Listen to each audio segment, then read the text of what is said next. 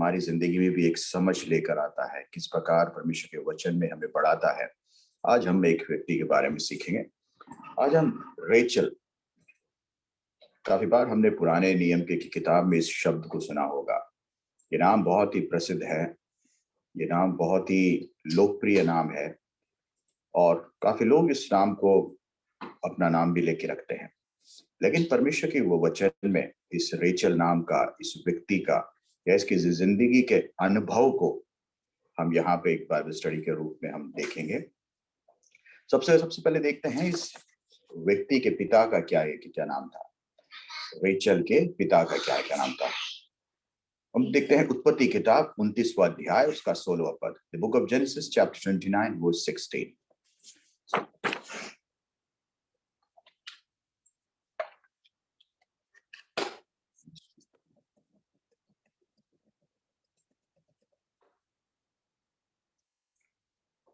कोई पढ़े?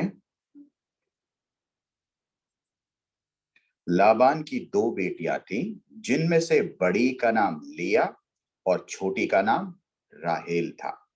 तो आज हम इस छोटी बेटी के बारे में पढ़ रहे हैं। We're going to learn about the younger daughter.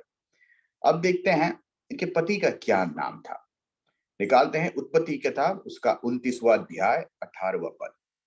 The book of Genesis chapter 29 verse 18 and verse 30. इसलिए याकूब ने जो राहेल से प्रीति रखता था कहा, मैं तेरी छोटी बेटी राहेल के लिए 7 वर्ष तेरी सेवा करूंगा। तब याकूब राहेल के पास भी गया और उसे प्रीति लिया। 30 पढ़ो, 30। यस 130 30 पढ़ रहे हैं आप? यस या पढ़िए। तब याकूब राहेल के पास भी गया और उसकी प्रीति लिया से अधिक उसी पर हुई। उसने लाबान के साथ रहकर 7 वर्ष और उसकी सेवा की। ये इसके पति का नाम था जो हमने यहाँ पे देखा, याकूब। अब देखते हैं राहेल के 2 बच्चों के बारे में। हम जरा देखते हैं कौन कौन है। जरा पढ़ते हैं उत्पत्ति किताब 30वां अध्याय 23 और 24, 23 and 24।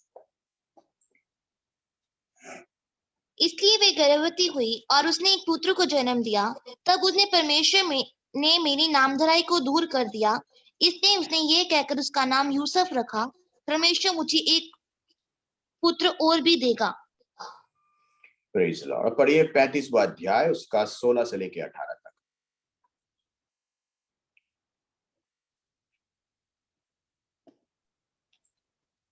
फिर उन्होंने बेतेल से कूच किया और एप्रेथा थोड़ी ही दूर रह गया था कि राहेल को बच्चा जनने की बड़ी पीड़ा उठने लगी।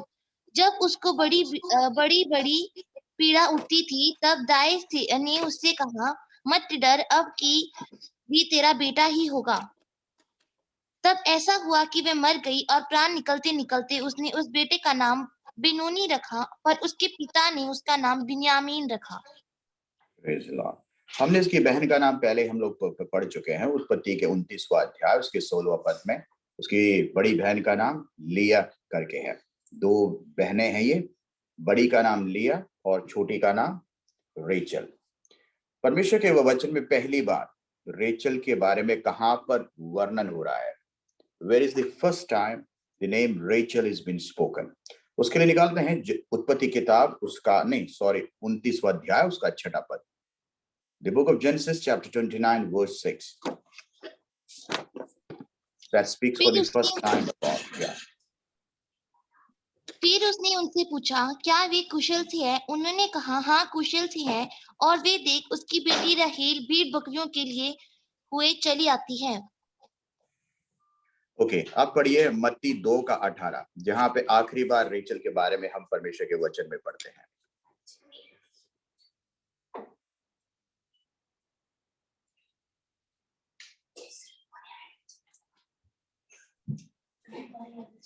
राहाम में एक करुण नाद सुनाई दिया, रोना और बड़ा विलाप। पर राहेल अपने बालकों के लिए रो रही थी और शांत होना ना चाहती थी, क्योंकि वे अब नहीं रहे। Praise the Lord. हालेलुया। ये जो रेचल नाम का अर्थ क्या है? ये रेचल नाम का अर्थ है लैम्ब या फिर ईव, EWE, भेड़। परमेश्वर के वचन में लगभग 47 बार 47 टाइम्स ये वर्ड रेचल का उच्चारण किया है। 47 times the word Rachel comes in the Bible. और लगभग 5 किताबों में रेचल के बारे में वर्णन किया गया है। उत्पत्ति का किताब, रूत का किताब, पहली शमूएल की किताब, यिर्मयाह की किताब और मत्ती की किताब। ये 5 किताबें हैं जहां पर रेचल के बारे में वर्णन किया गया है। ये हमने एक ब्रीफ एक रिज्यूम देखा अभी हमने रेचल के बारे में। Praise the Lord. अब हम उसकी जिंदगी के कुछ ऐतिहासिक बातों में हम गौर करेंगे, which makes her more prominent in the Bible. अगर परमेश्वर के वचन में अगर देखा जाए तो जो रेचल की जो लाइफ स्टोरी है, it is one of the biggest love story. कहते हैं ना, जो प्रेम कहानी, तो सबसे बड़ी प्रेम कहानी है रेचल की। Somebody did the greatest thing. शायद जो शब्दों से बोलते हैं, मैं तेरे लिए वो कर दूंगा, ये कर दूंगा, उस सबसे बढ़कर किसी ने अगर किसी के लिए किया हो तो वो रेचल के लिए है। अब पढ़ते हैं her husband. She was the youngest daughter of Laban, brother of Rebekah. जरा पढ़ते हैं उसका 29वां अध्याय 5 से ले 5 और 6।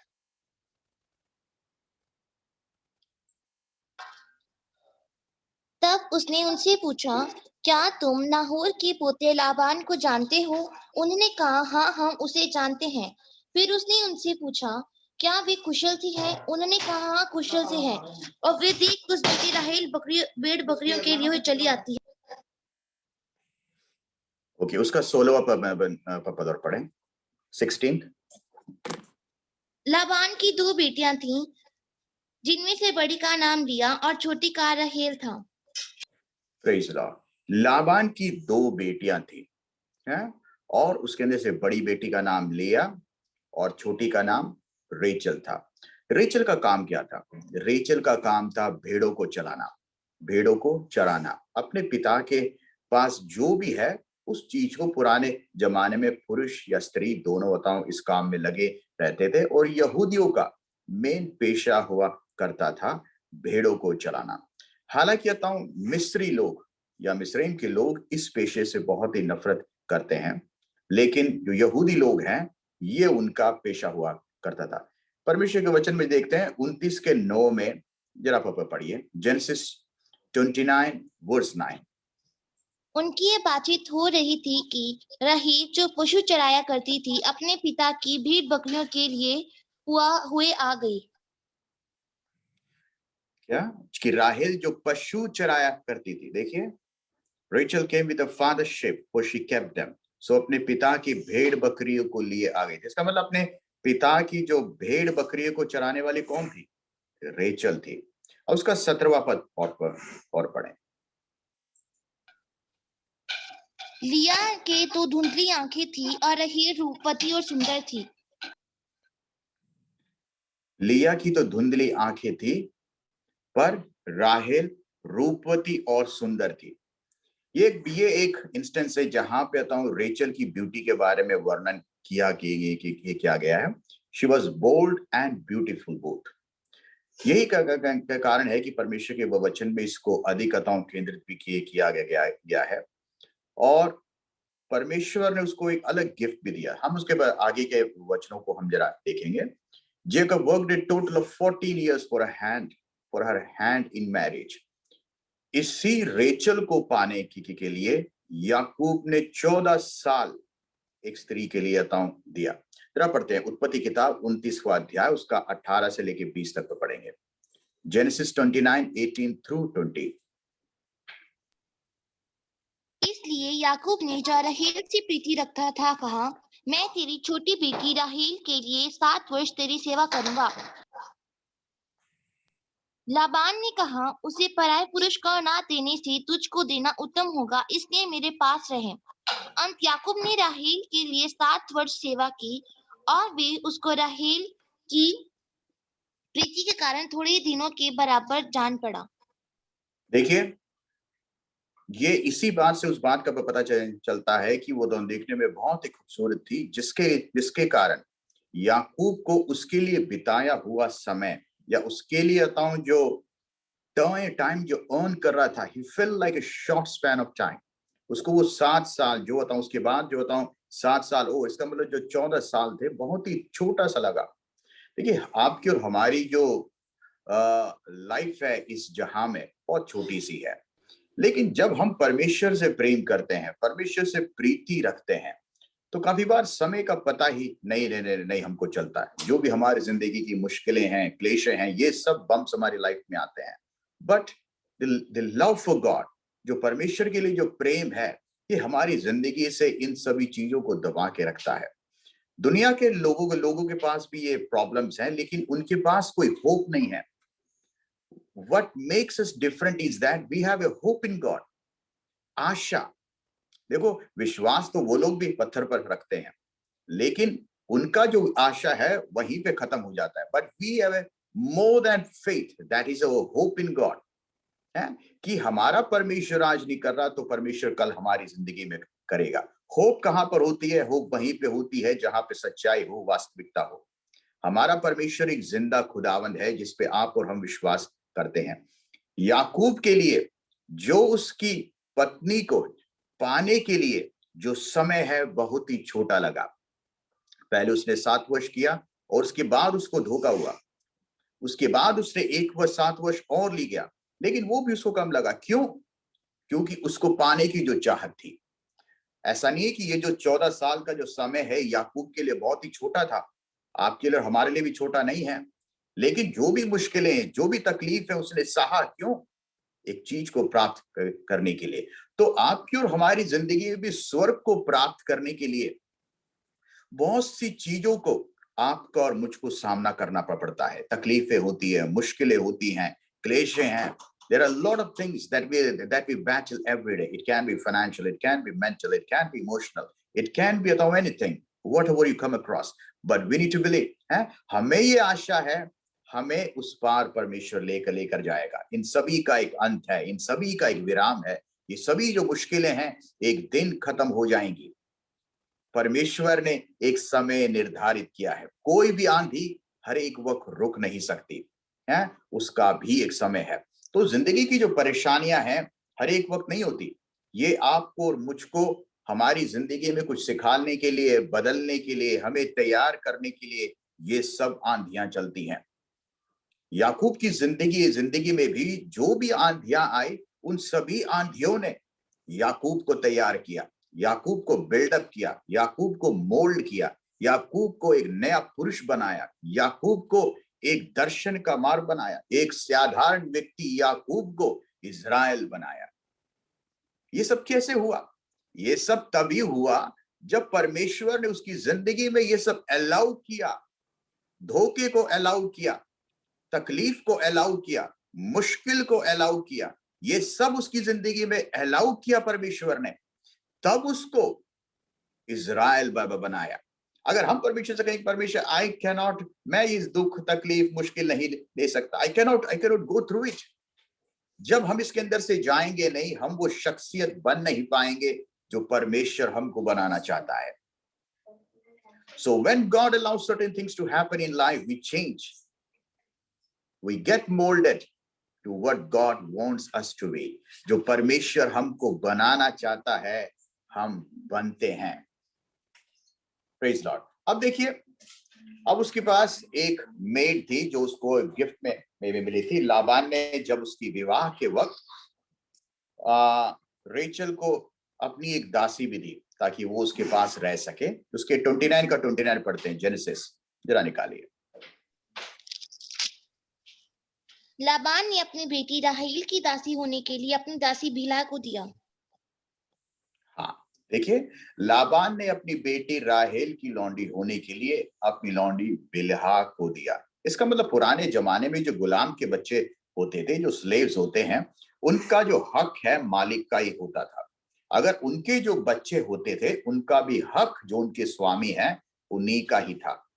तो रेचल को लाबान ने क्या किया, अपनी जो दासी थी जो उसके घर में अतः पली बड़ी है, उस दासी को किसको दिया? रेचल को दिया, ताकि वो उसके घर में बढ़ सके और उसके घर का एक सदस्य बन सके। बन वो सदस्य है, बस उसको जगह बदल दी। अब देखते हैं शादी के पश्चात काफी सालों तक सब कुछ है, लेकिन एक वजह है जिसके लिए वो आज भी परेशान है। देखते हैं जेनेसिस 29:31, दो पद आगे पढ़े। जब यहोवा ने देखा कि लिया अप्रिय हुई, तब उसने उसकी कोख खोली, पर राहेल बांझ रही। अंत हाँ लिया गर्भवती हाँ, हुई। बस देखिए, बस उसी को 31। जब यहोवा ने देखा कि लिया अभी अप्रिय हुई, तब उसने उसने उसकी कोख खोली, पर राहेल बांझ रही। देखिए, God has the ultimate power to bring blessings to our life and stop our blessings. हमारी जिंदगी में जो भी आशीष आती है, परमेश्वर के हाथ में है। उसे देने वाला भी परमेश्वर है, रोक के रखने वाला भी परमेश्वर है।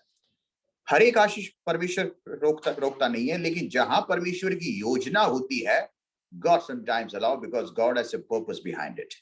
परमेश्वर की क्या है? एक पर्पस उसके पीछे होता है। राहेल देखने में खूबसूरत है, she is bold and beautiful, हर एक चीज को करने में वो सामर्थ्य है, लेकिन वंश नहीं है। She don't have a child. God stopped it. परमेश्वर ने क्या किया? रोक रखा। परमेश्वर ने देखा कि लिया जो उसकी बड़ी बहन थी, she was not given the position. तो परमेश्वर ने उसको देखा, जो उसका स्थान है उसको नहीं मिला। परमेश्वर ने रेचल के उस वूम्ब को कुछ क्षण के लिए बंद किया। सी, जब परमेश्वर बंद करता है, उसका एक पर्पस होता है, एक प्लानिंग होता है। जो रेचल का जो वूम्ब बंद किया था, it was for a purpose, it was for a bracket period of time. आपकी और हमारी जिंदगी में भी काफी बार परमेश्वर कुछ आशीषों को एक ब्रैकेट टाइम के लिए बंद करता है। तो इसका मकसद ये नहीं कि परमेश्वर हमें बर्बाद करना चाहता है या परमेश्वर हमारी जिंदगी में डिस्ट्रक्शन देखना चाहता है। There is a purpose behind everything for what God allows in your and my life. वो जो allow करता है, वो हमारा रिफाइनिंग टाइम है, वो हमारा बिल्डिंग टाइम है, वो हमारी जिंदगी के अंदर परमेश्वर कुछ ना कुछ स्ट्रक्चर कर रहा है जो आज नहीं है। जब हम अपने आप को अलाउ करने देंगे, परमेश्वर let your will be done, तभी होता है कि परमेश्वर कुछ कार्य कर सकता है। आज रेचल के पास, दुनिया में जब देखेंगे, उसके पास सब कुछ है? उसका पति उससे प्रेम करता है और उसके पास कॉन्फिडेंस है, और एक स्त्री के पास जो चाहिए वो उसका स्वाभिमान भी है। She is proud of it, but still internally she is not happy. क्यों? क्योंकि उसके पास बच्चा नहीं है। She is not happy. इसका मतलब हमारे पास सब कुछ होना जरूरी नहीं है। People might think we are happy, लेकिन हम शायद खुश नहीं है। लोग हमको जब देखेंगे लगेगा, अरे यार ये तो हमेशा खुश रहता है, इसके पास तो सब कुछ है, is always looking with a smiling face, इसको तो किसी बात की कमी नहीं है। लेकिन वो व्यक्ति जानता है what he is deprived of, उसकी जिंदगी में क्या नहीं है, उसकी जिंदगी की कमी क्या है, उसकी जिंदगी की तकलीफ क्या है। He is battling with himself, वो खुद के साथ लड़ रहा है। तो यही यहाँ पे क्या समस्या है? रेचल की है। बाहर से देखो तो रेचल के पास सब कुछ है, अपने पति का प्रेम है, चाहने वाला पति है जिसने उसके लिए सालों अताओं लुटा दिए हैं, और तो उसके पास वो सुंदरता है, सब कुछ है, but internally she is not happy. क्यों? काफी बार परमेश्वर कुछ चीजों को हमारी जिंदगी में रोक लेता है ताकि हम पूरा घमंड ना करें। देखिए, God does not give everything to everybody. Sometimes God snatch few things to make us feel that we are human beings. ताकि बार परमेश्वर हमें इसीलिए कुछ चीजों को रोकता है ताकि ये बात का एहसास हो कि तुम इंसान हो। And we never stop trusting God. हम परमेश्वर पर से अपना भरोसा ना उठाएं अगर हमारे पास सब कुछ होगा, why will we trust God?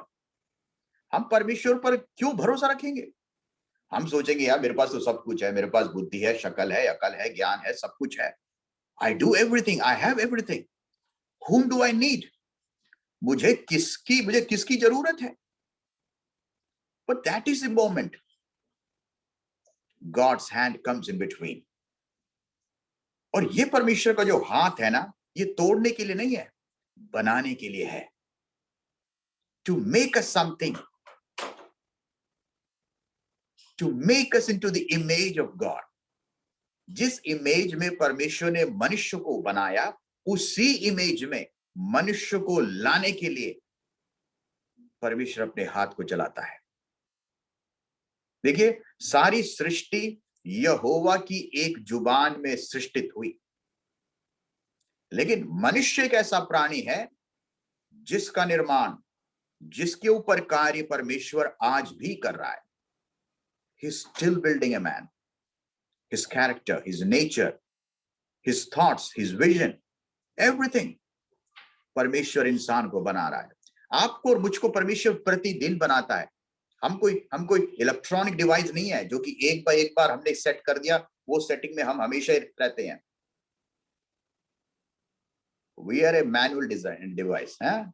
तो हमको मैन्युअली हर एक दिन हमारे अंदर कुछ ना कुछ कार्य करना होता है. We need to upgrade ourselves. परमेश्वर फोर्सफुली कुछ नहीं करता हमारी, आपकी और हमारी लाइफ में. परमेश्वर ने हमें फ्रीडम ऑफ विल दिया है. We have the right to choose. क्योंकि परमेश्वर ने आपको और मुझको एक दिमाग दी है, बुद्धि दी है, ज्ञान दी है. यहोवा की व्यवस्था आपके सामने रखी है. आपको और मुझको चुनना है क्या करना है. God has kept the wrong and right before you. Now it is your and my choice to select which path you want to take. दुनिया का रास्ता चौड़ा है, सभी रास्ते खुले हुए हैं, लेकिन परमेश्वर का मार्ग सकरा है. It is a narrow way. सभी लोग उसमें चलना नहीं चाहते, सभी लोग इस मुश्किलों को झेलना नहीं वो चाहते, सभी को इजी लाइफ चाहिए. लेकिन जो सकरा मार्ग में चलने को तैयार होता है, क्योंकि स्वर्ग का मार्ग सकरा है. It is not at all an highway. It is a narrow way, which only few will find it, and only few will reach till the end. आपकी और हमारी जिंदगी में भी ये रास्ते हैं. रास्ते कठिन हो सकते हैं, लेकिन याद रखिए परमेश्वर आपकी और मेरे साथ है.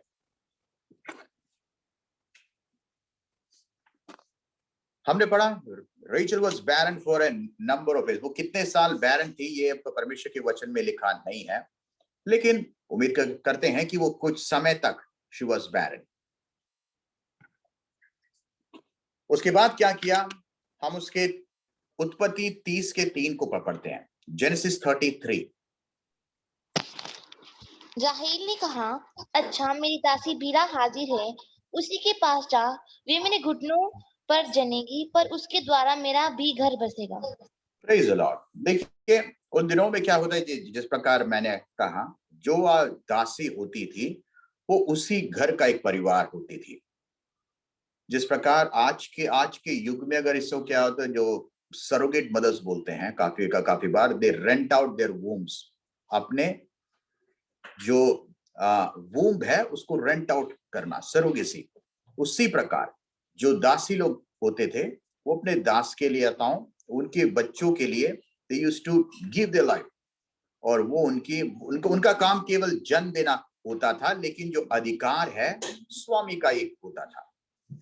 तो यहाँ पर क्योंकि रेचल बच्चों को जनने में असमर्थ थी, तो उसने क्या किया, अपनी दासी को, उसकी दासी का नाम क्या है, बिल्हा, उसको अपने पति को दे दिया, so that they can have children. ये यहाँ पे लिखा है. तो उसके द्वारा जो जन्मी जो बच्चा है उसको भी याकूब के बच्चे का ही दर्जा मिलेगा. अब ऐसा क्यों हुआ? वो अपनी बहन के साथ उसका जो रिश्ता है काफी रफ होने लगा. जरा पढ़ते हैं उत्पत्ति 30:1 उत्पत्ति 30वां अध्याय पहला पद। जब राहेल ने देखा कि याकूब के लिए मुझसे कोई संतान नहीं होती, तब वे अपनी बहन से डाह करने लगी और याकूब से कहा, मुझे भी संतान दे, नहीं तो मर जाऊंगी। Praise the Lord. जब राहेल ने देखा कि याकूब के लिए मुझसे कोई संतान नहीं होता, देखो याकूब प्यार तो बेचारा इतना करता है, 14 साल एक स्त्री के लिए उसने दिए, लेकिन इतना प्यार करने के बाद भी she cannot produce children। इसका मतलब ये पति के प्रेम का हिस्सा नहीं है। It is God's mercy. ये परमेश्वर के हाथ में है। सारी दुनिया आपसे चाहे शायद प्रेम करती होगी, लेकिन few things come into life only when God allows। सारी जगत पे आपका कंट्रोल होगा, लेकिन कुछ चीजें जिंदगी में तभी होगी when God will allow those things to happen in your life।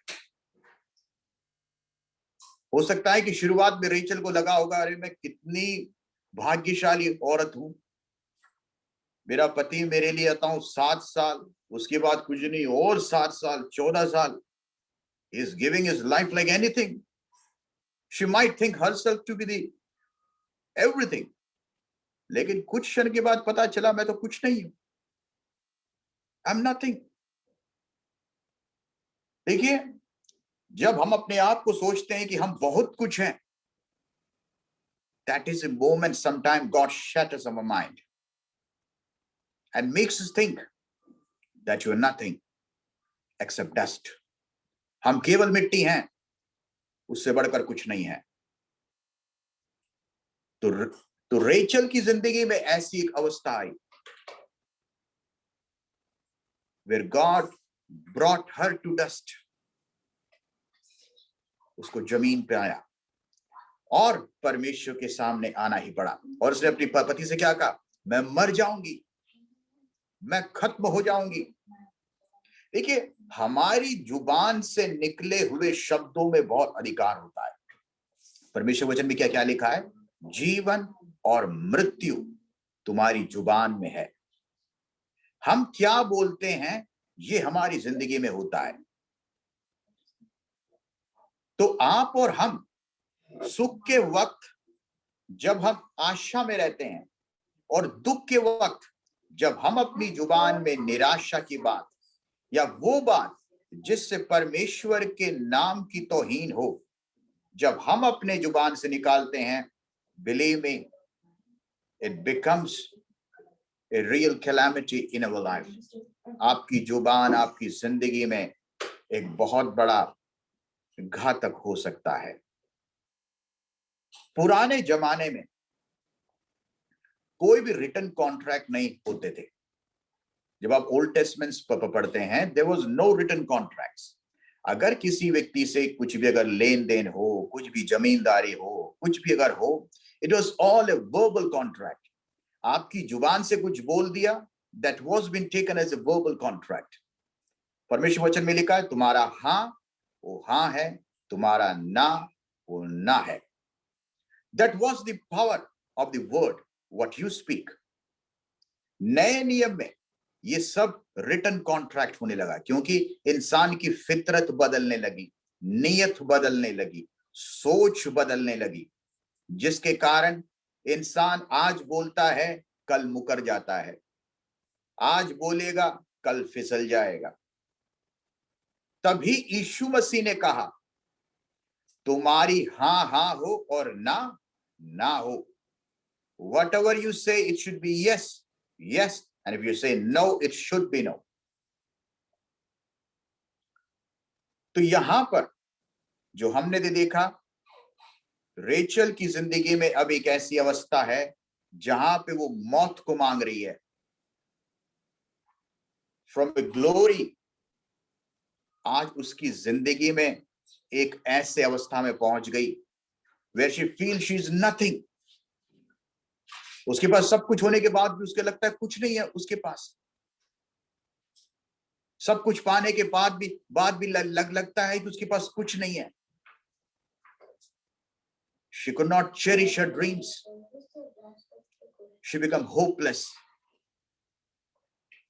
और मौत को मांगती है। काफी बार हमारी भी जिंदगी में ऐसी अवस्थाएं आती है, पता है। परमेश्वर के बड़े बड़े लोग, एलिजा जिसने परमेश्वर के लिए बड़े बड़े काम किए हैं, और परमेश्वर कहता है, परमेश्वर, God take this away, I can not do it any more. Elisha जो बड़े बड़े काम करने के बाद झाऊ के पेड़ के नीचे करता है, परमेश्वर मुझे मार डाल, मुझसे नहीं होगा, आई कैन नॉट डू इट।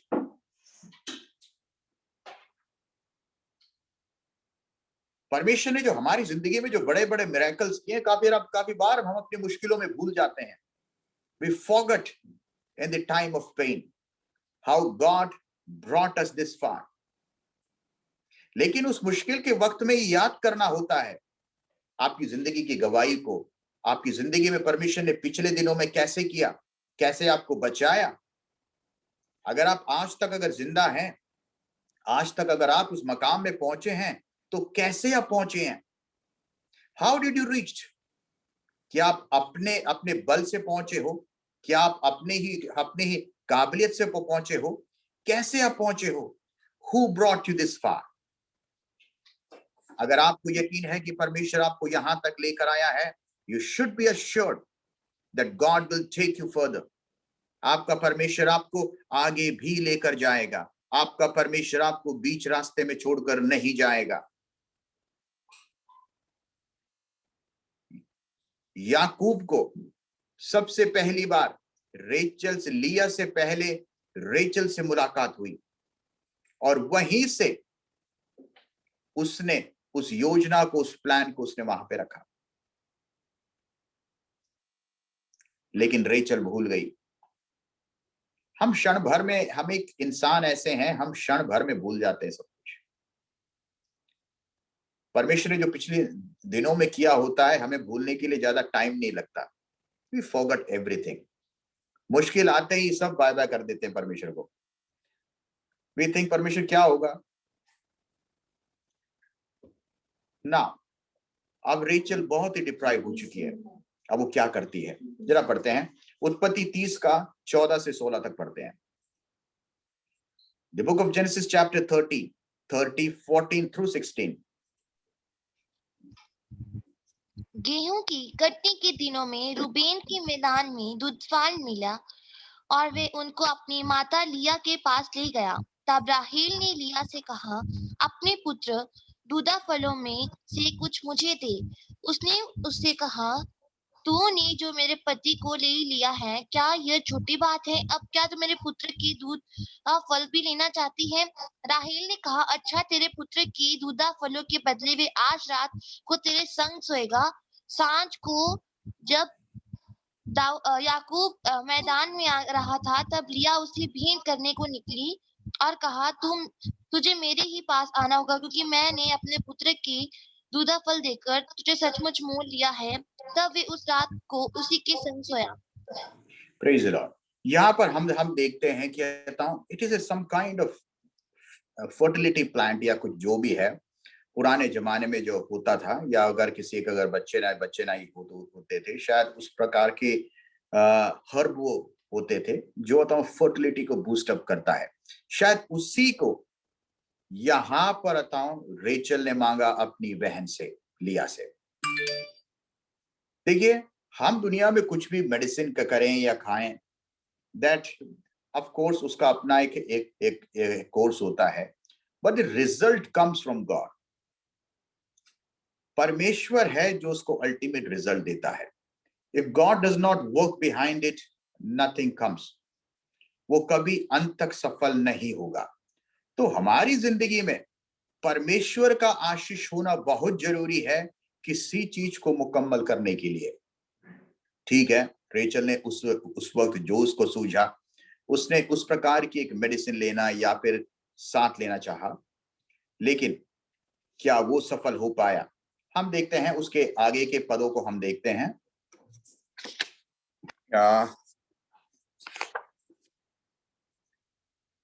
हमने कहा पढ़ा 16 थे, आगे को जरा पढ़िए 16 से। तब परमेश्वर ने लिया की सुनी और वे गर्भवती हुई, और याकूब से उसका 5वां पुत्र उत्पन्न हुआ। तब लिया ने कहा, मैंने जो अपने पति को अपनी दासी दी, इसलिए परमेश्वर ने मेरी मजदूरी दी है, इसलिए उसका नाम इस्साकार रखा। लिया फिर गर्भवती हुई और याकूब से उसका 6वां पुत्र उत्पन्न हुआ। तब लिया ने कहा, परमेश्वर ने मुझे अच्छा दान दिया है। अब के बाद मेरे पति मेरे संग बना रहेगा, क्योंकि मेरे उससे 6 पुत्र उत्पन्न हो चुके हैं, इसलिए उसका नाम जुबलून रखा। तत्पश्चात उसकी एक बेटी भी हुई और उसने उसका नाम दीना रखा। परमेश्वर ने राहेल की भी सुधि ली और उसकी सुनकर उसकी कोख खोली, इसलिए वे गर्भवती हुई और उसके एक पुत्र को जन्म दिया। तब उसने परमेश्वर की नामधराई को दूर कर दिया है, इसलिए उसने यह कहकर उसका नाम यूसुफ रखा, परमेश्वर मुझे एक और पुत्र देगा। Praise the Lord. यहाँ पे देखिए लिया के बच्चों पे बच्चे होते जा रहे हैं, बच्चों पे बच्चे होते जा रहे हैं, और रेचल का कोई बच्चा नहीं है।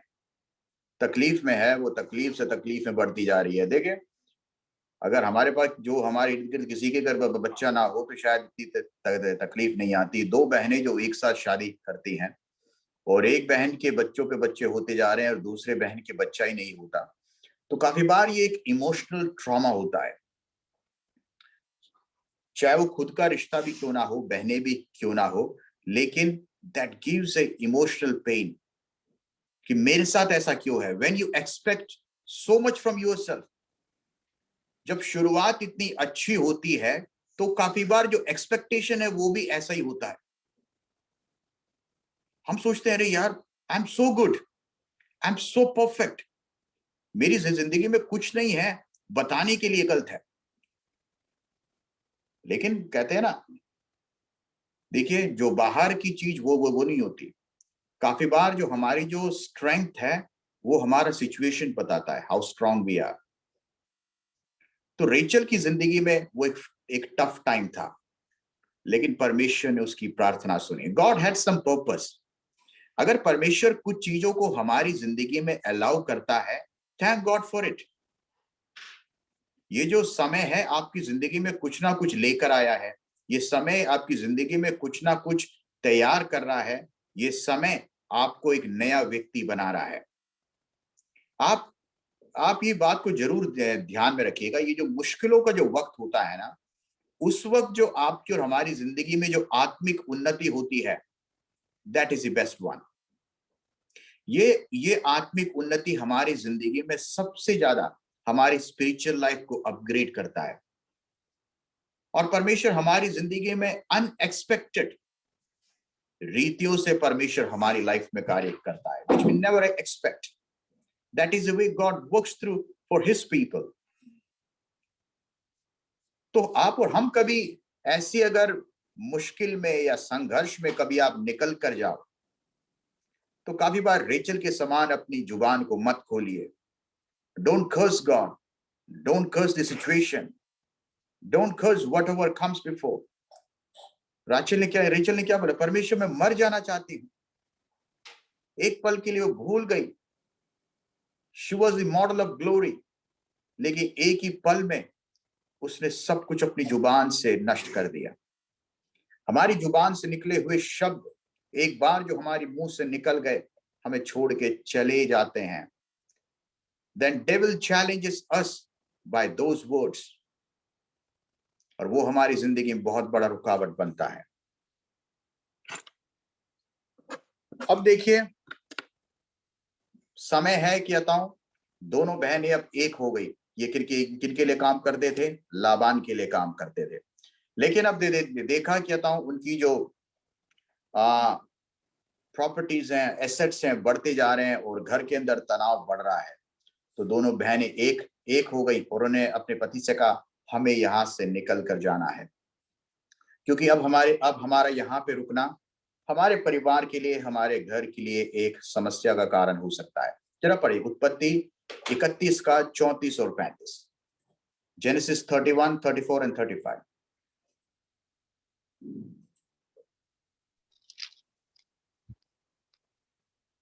राहेल तो गृह देवताओं को ऊंट की काठी पे रख के उन पर बैठी थी। लाबान ने उसके सारे तंबू में टटोलने पर भी उन्हें ना पाया। राहेल ने अपने पिता से कहा, हे मेरे प्रभु, इससे अप्रसन्न न हो कि मैं तेरे सामने नहीं उठी, क्योंकि मैं मासिक धर्म से हूँ। अंत उसे ढूंढने पर भी ग्रह देवता उसको ना मिले।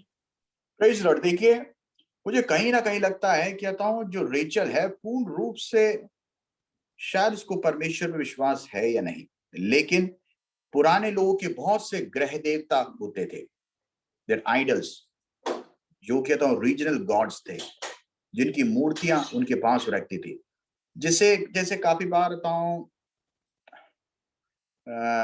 हमारे घर में भी कुछ लोग होते हैं जो बताऊं, क्या बोलते हैं उसको, एक मूर्ति सा रखते हैं ना उसको, आइकन ऑफ क्या, गुड लक क्या बोलते हैं, ऐसा कुछ, I don't exactly remember what that phrase is. कुछ ऐसी चीजें, लाफ्टर बुद्धा भी रखते हैं, हाँ लाफ्टर हाँ, बुद्धा भी रखते हैं। यस यस, पास दिलीप, वो लाफ्टर बुद्धा कुछ ऐसा ही है। तो उसको ऐसे घर में रखते हैं, उसको उनका कहने का लग, ये अगर घर में रख दिया तो हमेशा अच्छी बातें होगी। तो ये सब ऐसा कुछ लोगों का मानना होता है। तो उसी प्रकार might be they also thought the same thing, कि ग्रह देवता जो उनके जो गॉड्स होते हैं वो उनकी मूर्तियों घर पे रखते हैं, ताकि बताऊं जो अच्छे शगुन ऐसे घर पे हो। तो रेचल ने क्या किया, जब वहां से निकल रही थी अपने पिता के घर से, ग्रह देवताओं को चुरा के ले गई। उसका एक जो मूर्ति था उसको लेके चुरा गई। And she kept her on the camel on what she was sitting. लेकिन वो उसकी जिंदगी में क्या हुआ, मुश्किलों को खड़ा करके रखता है। देखिए, या तो हम परमेश्वर के साथ चलें या हम दुनिया के साथ चलें। We don't have luck. We are not lucky people. We are blessed people. परमेश्वर ने हमें धनवान बनाने के लिए नहीं बुलाया, परमेश्वर ने हमें धन्य बनाने के लिए बुलाया है। Praise the Lord. परमेश्वर आपकी और हमारी जिंदगी में वही देता है जिससे हम स्वर्ग में पहुंच सके। God will not give you anything which comes as an obstacle for the kingdom of God. आपकी जिंदगी में ऐसा कुछ नहीं देगा जिससे आप परमेश्वर को कल के दिन भूल जाओ और आप परमेश्वर के राज्य से भटक जाओ। तो परमेश्वर आपकी जिंदगी में वही देगा जिससे आप स्वर्ग पहुंच सको। God, Jesus came to the earth to take you and me to his home. अपने घर में बुला के ले जाने के लिए परमेश्वर इस जहां में आया है। ओके, उसके बच्चों के बारे में हम जरा देखते हैं। रेचल के 30 का 23 और 24 हम शायद पहले भी पढ़े। Genesis 30, 23 and 24। इसलिए वे गर्भवती हुई और उसके एक पुत्र को जन्म दिया। तब उसने कहा, परमेश्वर ने मेरी नामधराई को दूर किया है, इसलिए उसने ये कहकर उसका नाम यूसुफ रखा, परमेश्वर मुझे एक पुत्र और भी देगा। Praise the Lord. देखिए, वो अपने विश्वास को वहां पर बोलती है। अब देखते हैं अगला 35 का 16 से 20 तक पढ़ते हैं। उत्पत्ति 35 का 16 से 20 तक। फिर उन्होंने बेतेल से कूच किया और अपराधा थोड़ी ही दूर रह गया कि राहेल को बच्चा जनने की बड़ी पीड़ा उठने लगी। जब उसको बड़ी बड़ी पीड़ा उठती थी, तब दाई ने उससे कहा, मत डर, अब की बार भी तेरा बेटा ही होगा। तब ऐसा हुआ कि वे मर गई और प्राण निकलते निकलते उसने उस बेटे का नाम बेनोनी रखा, पर उसके पिता ने उसका नाम बिन्यामीन रखा। यो राहेल मर गई। पढ़े चलो नहीं पढ़ो। यो राहेल मर गई और अर्थात बैतलहम के मार्ग में उसको मिट्टी दी गई। याकूब ने उसकी कब्र पर एक खंबा खड़ा किया। राहेल का कब्र वे खंबा आज तक बना है। फिर इस्राएल ने कूच किया कि एदेर नामक बस थैंक यू। देखिए, यहाँ पे इसके दो बच्चों के बारे में लिखा है। तो पहले बच्चे का नाम क्या पढ़ा हमने, यूसुफ। दूसरे का नाम क्या पढ़ा हमने, बिनोई,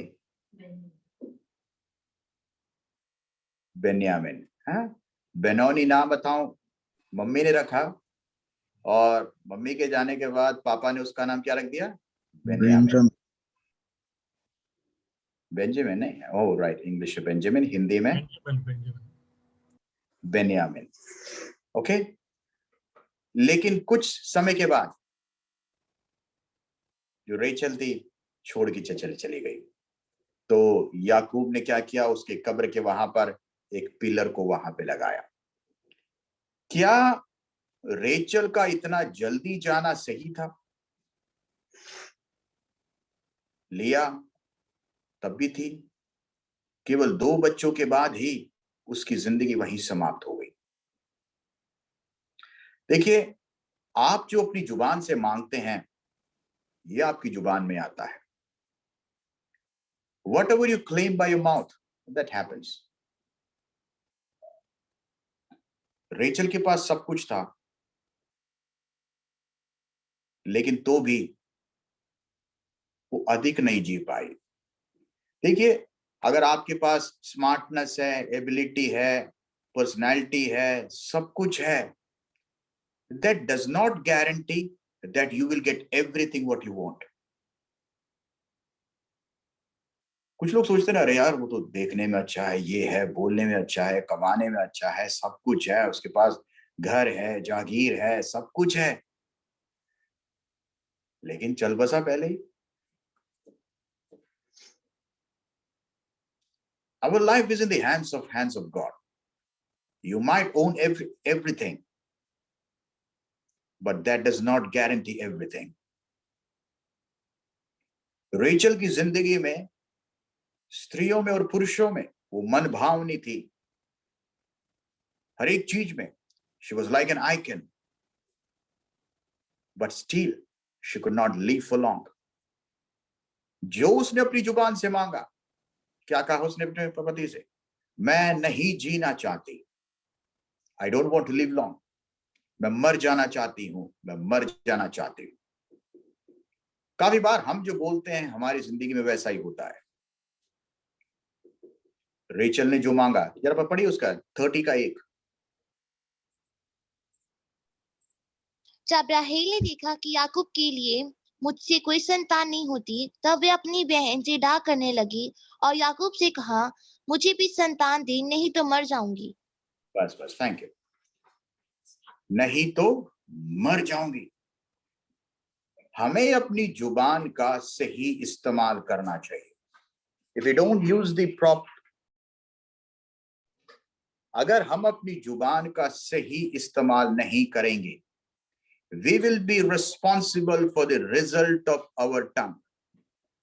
Don't blame God for anything wrong which happens because of the wrong use of your tongue. परमेश्वर ने कहा है, तेरी जुबान में जीवन और मृत्यु है। आप अपनी जुबान से जो बोलते हो वही आपकी जिंदगी में होता है। When you speak peace in between calamity, आपकी जिंदगी में शांति होती है। आपकी जिंदगी में प्रॉब्लम्स होते हैं, उस वक्त पे आप यहोवा के नाम की तारीफ करते हैं, परमेश्वर आपकी जिंदगी को जय बनाता है। जब आपके पास कुछ नहीं होता, if that is a moment you praise God for whatever you have, God will bless those moments. यीशु मसीह के पास जब कितनी रोटी थी? 5 रोटी और 2 मछली थी। उन्होंने क्या किया? उसको लेके धन्यवाद किया। Father God, I thank you for what you have given to me. कितने लोग, हजारों लोग सामने बैठे हैं खाने के लिए, और यीशु मसीह क्या कहता है? धन्यवाद करता है उस छोटे चीज के लिए। When you are thankful to God for the little what you have, God bless it more. आपकी और हमारी जिंदगी में भी धन्यवाद करने का जो एग्जामिनेशन है ना, वो काफी बार तब होता है जब आपकी जिंदगी में नहीं होता। जब आपके पास सब कुछ होता है उस वक्त तो थैंक यू जीसस बोल के आता हूं, खत्म करने में बड़ा अच्छा लगता है। But when you don't have and you take the courage to say thank you Jesus, that is a moment God bless you. That is a moment God change the situations in your life. ये वो वक्त है जहां परमेश्वर तेरे विश्वास को जांचता है। रेचल के पास देखिए, सब कुछ होने के बावजूद भी एक क्षण भर का एक लॉक पीरियड था, लेकिन उसमें उसने मौत मांगी। उसको नहीं लगा उसको लगा हाँ मैं तो बोल दिया मैं गुस्से में। कुछ लोग बोलते हैं मैं मेरी जगह मैंने उस वक्त ऐसा ही फीलिंग मैंने बोल दिया, लेकिन भूल जाते हैं जो आप बोलते हैं वो रह जाता है। What you say, that is the thing what you claim for you. जो आप अपनी जुबान से बोलते हैं वो आप अपने लिए मांगते हैं। What you say, that is what you speak for yourself.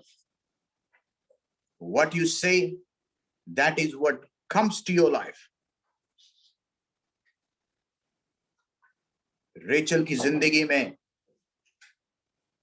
अधिक जिंदगी नहीं था, but God has blessed her. लिया की बहुत से बच्चे थे, रेचल के 2 ही बच्चे थे, but God blessed her children more. Yusuf आगे जाके कौन बना, देखिए किसी दिन और उस दिन क्लास में हम लेंगे, but how God blessed her. वो परमेश्वर की प्लान से वंचित थी। रेचल को नहीं पता था उसके पास कम बच्चे हैं, लेकिन उसके बच्चे को परमेश्वर कहां पे पहुंचाना चाहता है। Rachel was unaware of that. She did not trust God in that difficult phase of moment. उसको लगा मेरी जिंदगी खत्म है, मेरी जिंदगी बर्बाद है, there is no good thing in me. I don't find anything good happening. और उस वक्त उस मुश्किल में, उस आह में उसने मौत मांगी। See, that is a moment to praise God. That is a moment to trust God. When you trust God at that moment, God blesses you. Rachel ने जो उसकी जिंदगी में सहा, परमेश्वर ने उसकी बच्चों में किया है, because God had a plan through Rachel only.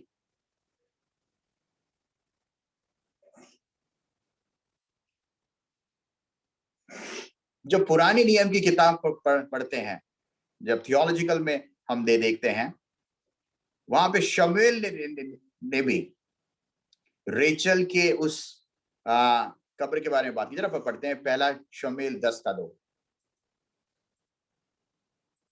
पहला शमूएल 10:2।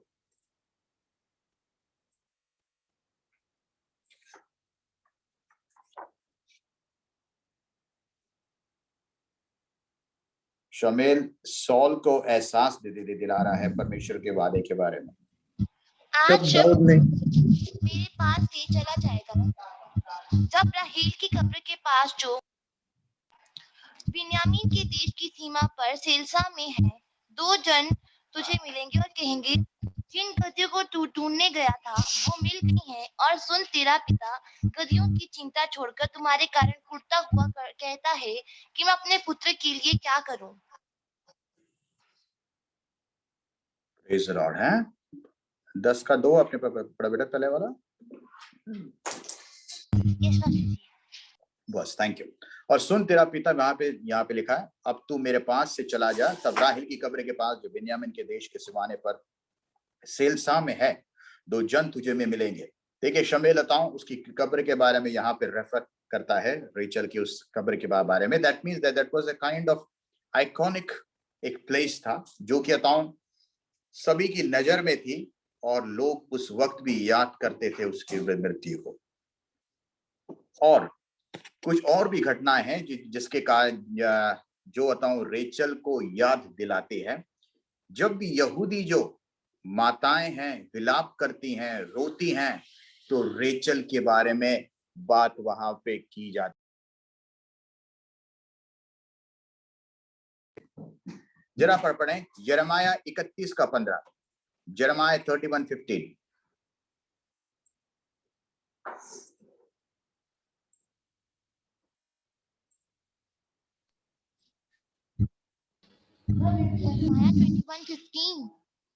हाँ बेटा ये पढ़ो। Yes you are right. यिर्मयाह 31:15। 31। यहोवा पढ़ो राइट। रामा नगर में विलाप और बिलख बिलख कर रोने का शब्द सुनने में आता है। राहेल अपने लड़कों के लिए रो रही थी और अपने लड़कों के कारण शांत नहीं होती क्योंकि वे जीते रहे। बस बस बस, जब भी कोई यहूदी औरत की जिंदगी में विलाप होता है, उस विलाप को हमेशा रेचल के विलाप से कंपेयर किया जाता है। जिस प्रकार रेचल बच्चों के लिए रो रही थी, वो एक तरह का एक सिंबल बन के, आइडियम बन गया, जहां पे लोग उस दर्द को हमेशा रेचल के उस दर्द के साथ कंपेयर किया जाता है। She become a kind of एक मेजरमेंट स्केल के समान है। उसके जैसे, अरे मेरा दर्द तो उसके जैसा है, मेरा रोना भी वैसा है जैसे वो बैठ के रो रहा था। She become a kind of measurement scale for pain. पढ़े मत्ती 2:18, मैथ्यू 2:18।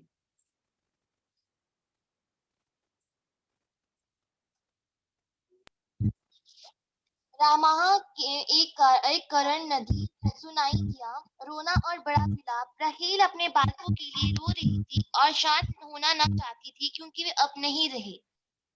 Praise the Lord। देखिए, यहाँ पर भी जब रोने की, बच्चों की जब दुख की बात होती है, तो रेचल को याद किया जाता है। She has been remembered for a pain। लेकिन क्या रेचल की जिंदगी पेन के लिए याद करने के लिए था? Do you think she's supposed to be a lady who should be remembered for pain? नहीं, but she made her situation like that। God did not made her, or God did not intend like that। परमेश्वर ने जब उसको बनाया, she was the most bold and beautiful lady। लेकिन क्षण भर के उसके जो ब्रैकेट पीरियड का जो टाइम था, she lost her focus, she lost her faith, she lost her complete trust in God। कि उसने मौत मांगी, I cannot bear this pain। उसकी जिंदगी में वो हुआ। देखिए, आपका और हमारा जो इस दुनिया का सफर है, ये भी कुछ समय के बाद खत्म हो जाएगा। But we must remember one thing, ये आने वाली जनरेशन आपको किस नाम से जानेगी? How will your next generation recognise you?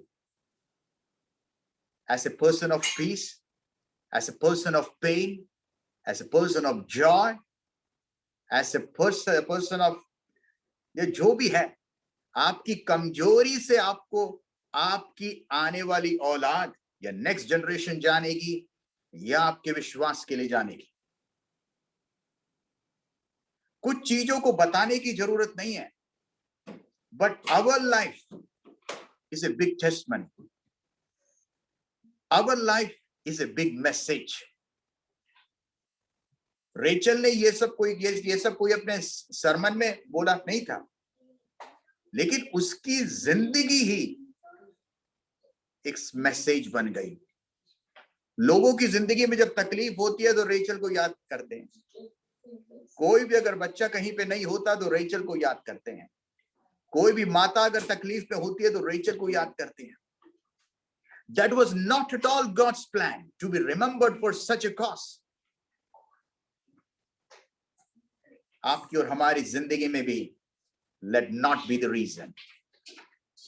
Enjoy every good thing what God has given in your and my life। उन अच्छी बातों के लिए परमेश्वर का धन्यवाद करें, नहीं है स्तुति करें। Be happy in all situations। जिंदगी में काफी बार होता है, जिंदगी में काफी बार नहीं होता, लेकिन होने से या नहीं होने से परमेश्वर बदलता नहीं है। तेरी जिंदगी में जो होना है परमेश्वर लेकर आएगा, करके जाएगा।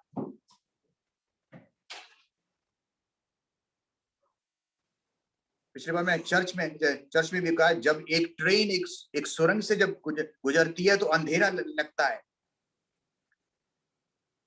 है कि सब है खत्म, लेकिन एक बात जानना चाहिए, अगर उस सुरंग की एक शुरुआत है तो सुरंग का एक अंत भी है।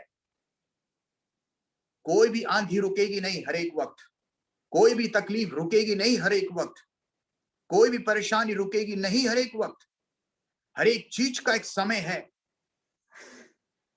उस समय तक अपने आप को बांध के रखना, बोल्ड रखना, ये आपकी ताकत को दिखाता है, ये आपके विश्वास को दिखाता है, ये आपके फेथ को दिखाता है, ये आपके होप को दिखाता है परमेश्वर में। इसी को योद्धा बोलते हैं।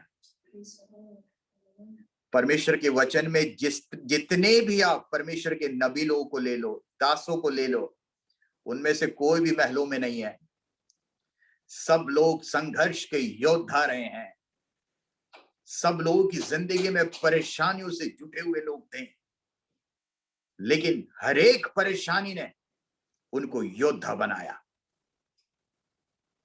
हमारे साथ जुड़े हुए अलग अलग जो लोग हैं, जो इंडिया से अलग अलग जो भी मिशनरीज लोग हैं, जो परमेश्वर के लिए जुड़े हुए हैं, हमें इस बात का एहसास है आप लोगों की लाइफ में जो दिक्कतें हैं, परेशानियां हैं, but believe me one thing, ये सब आपको एक दिन परमेश्वर की एक सुपर पावर को एहसास दिलाएंगे।